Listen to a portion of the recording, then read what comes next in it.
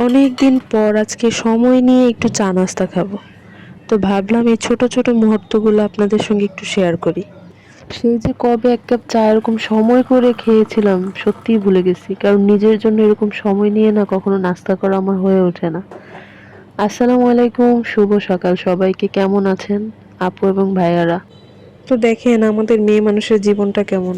সেই ছোটবেলা থেকে পড়ালেখা শেষ করতে না করতে অনেকের বিয়ে হয়ে যায়। বিশেষ করে আমার তো অনেক অল্প বয়সে বিয়ে হয়েছে। তখন আমি মাত্র ইন্টারমিডিয়েট শেষ করি আর তখনই আমার বিয়ে হয়ে যায়। তো যেটা বলছিলাম, এই যে ব্যস্ততা, এই ব্যস্ততার মধ্যে যে একবার যে ঢুকে যাবে সে কখনো আর এই জীবনে আর কখনো বের হতে পারবে না। তো আমার হাজবেন্ড মাঝে মধ্যে বলে যে তুমি রেস্ট নাও, তোমার আজকে ছুটি। আসলেই কি ছুটি হয়? দুইটা বেবি আমার। তো যাই হোক, সবকিছু মিলিয়ে আসলে জীবন, আর স্যাক্রিফাইস না করলে আসলে সংসারটা হয় না। যারা স্যাক্রিফাইস করতে জানে তাদেরই সংসারটা হয়, আর যারা স্যাক্রিফাইস করে না দেখা যায় এই ছাড়াছাড়ির যুগে না, যারা থেকে যায় তারাই আসলে প্রকৃত সংসারী হয়।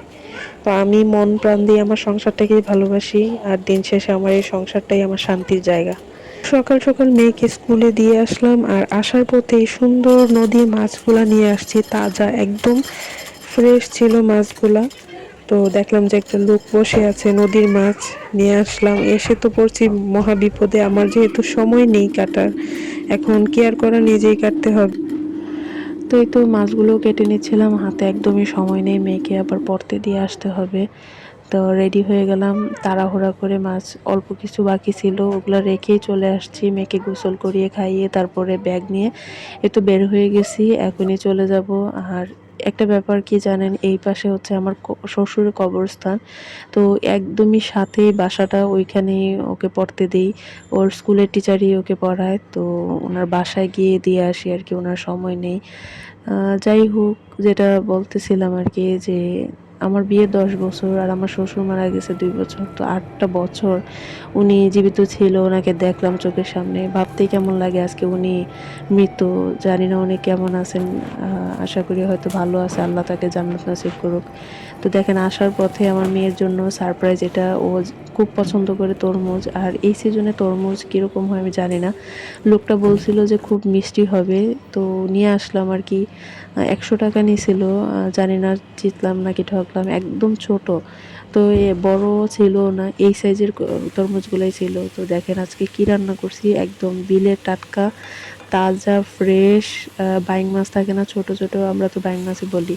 তো এই মাছটা আম দিয়ে ভুনা করছিলাম, কি যে মজা হয়েছে। আমি কিন্তু ভাজি নাই মাছটাকে, একদম আমরা এই মাছটা ভেজে রান্না করি না। আগে লবণ হলুদ তারপর রসুন দিয়ে এটাকে একদম শুকনা শুকনা করে, তারপরে পেঁয়াজগুলো লাল লাল করে ভেজে, অন্য কোনো এক সময় আপনাদের রেসিপিটা দেখাবো, আমি জাস্ট বলতেছি আর কি। তো সব কিছু মশলা দিয়ে সুন্দর করে তারপরে কষিয়ে এভাবে রান্না করি। আর লাস্টে ধনিয়া পাতা একদম কম হয়ে গেছে, কারণ ফ্রিজে ছিলই না, অল্প একটু ধনিয়া পাতা পাইছি, ওইটাই দিয়ে দিলাম আর কি। তো আজকে তো আমি আবার চাল কুমড়া ভাজি করব সরিষা বাটা দিয়ে। সরিষা বাটার সঙ্গে আবার একটু পেঁয়াজ, তারপরে 2টা কাঁচামরিচ, এগুলো বেটে নিছিলাম। তো সব মশলা দিয়ে এখন সুন্দর করে এটাকে ভাজি করব লাল লাল করে। তো কারা এভাবে ভাজি খান বলবেন আমাকে।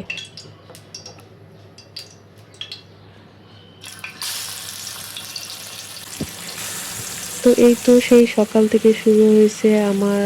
আসলে 1 সেকেন্ডের জন্য আমি বসে নেই। যাই হোক, এরই মধ্যে বাচ্চা কাচ্চাকে ঘুম পাড়ানো, খাওয়ানো সব কিছুই করি। তো এদিকে রান্নাবান্নাটা কমপ্লিট করতে না করতে আমার মেয়েকে আনার আবার সময় হয়ে গেছে, ওকে নিয়ে আসতে হবে গিয়ে। একটু দেরি করলে আবার ও বসে থাকে আমার জন্য, পথ চেয়ে থাকে যে মা কখন আসবে। অবশ্য ভয় পায় না, ওর প্রতিদিন এটা অভ্যাস হয়ে গেছে। ওখানেও একটা বেবি আছে, ওর ওর বয়সী, ওর ক্লাসমেট আছে ওখানে, ওর সঙ্গে খেলা করে। তো যাই হোক, এখন মেয়েকে আনতে যাবো। এই যে আজকে দুপুরের লাঞ্চ এগুলা ছিল। এখানে ডাল রান্না করছি, এই যে মাছটা রান্না করলাম। যদি আমি এই মাছ খাই না তেমন একটা, আমার জন্য অন্য কিছু ব্যবস্থা করে নিব। তো এই যে মেয়েকে নিয়ে আসছি, ও বায়না ধরছে, এটা দেখে অনেক বেশি খুশি হয়ে গেছে। এখন কাটছিলাম তরমুজটা, ভিতরে দেখি যে এই অবস্থা। মোটামুটি লাল ছিল, মিষ্টি একটু কমই ছিল, হালকা মিষ্টি আর কি। তো আমার এক্সপেকটেশন এত বেশি ছিল না, আমি জানি যে এই সিজনে কি আর ভালো তরমুজ পাবো নাকি। তো যাই হোক, 100 টাকার ভিতরে যা পাইছি তাই আলহামদুলিল্লাহ। তো মেয়েকে দিচ্ছিলাম। আমরা আসলে কেউ তেমন খাই নাই, যেহেতু সাইজে ছোট। আর আনছি আমার মেয়ের জন্য, ও একটু খেতে চায় এগুলো। তো আজকে এই পর্যন্তই। সবাই ভালো থাকবেন, সুস্থ থাকবেন। আর এই পর্যন্ত যারা আমাকে দেখছেন সবাইকে অনেক অনেক অনেক ধন্যবাদ। নেক্সট ভিডিওর জন্য ওয়েট করেন। সবাই ভালো থাকবেন। আল্লাহ হাফিজ, টাটা, বাই বাই।